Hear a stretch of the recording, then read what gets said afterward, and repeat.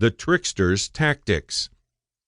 Presented here are common techniques that con artists keep up their sleeve to manipulate their unsuspecting victims into falling for their schemes. Con artists will either offer up an easy way to make a fortune, or they will play upon your greatest fears.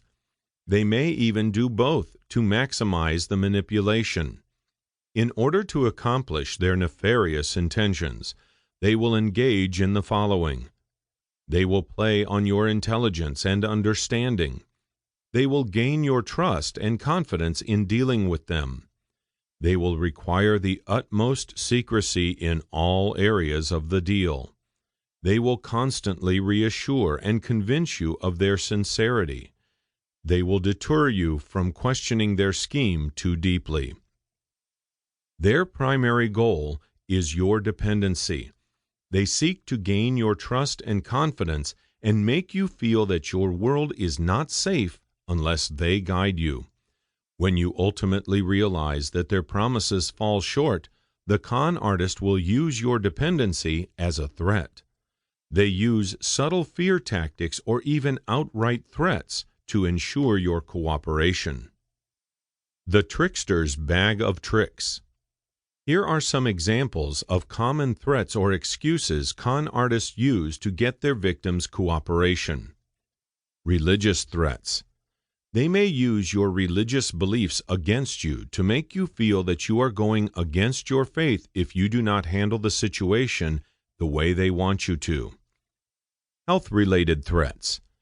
They offer false information that goes against a doctor's orders, saying that the doctor only wants to get money from you for expensive treatments.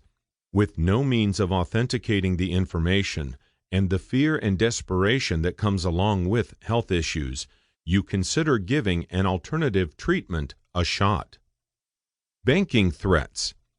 If the con involves dealing with banks, they might tell you not to speak with the bankers.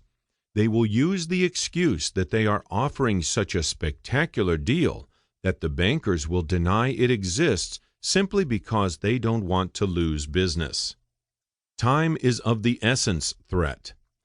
The con artist requires that you act now, or there will be repercussions. Beware of this powerful phrase, "Last chance, act now." Con artists frequently use time pressure techniques to get their way. Labeling or gossip threats. You probably see this on the news where somebody uses negative labels, racist, bigot, sexist, unpatriotic, rude and offensive, etc., against another person in an attempt to win and end all arguments, throwing away logic and facts. Just the mentioning of these labels often makes the accused back off and agree with the accuser. This is a modern equivalent to the old days where anybody who disagreed with the church was accused of blasphemy or being a witch during the Reformation, just so the public would turn against them. Con artists often threaten to spread false gossip about you unless you give in to what they want. Fortunately, there are defamation laws against these types of things. Unfortunately, you will then need to be wary of falling for a potential lawyer's con. Though these are only a few examples, the list of possible threats and excuses is endless, each designed to appeal to your innermost desires and fears. If you fall victim to their charms and threats, you risk giving away your control of your life. Common modern-day scams.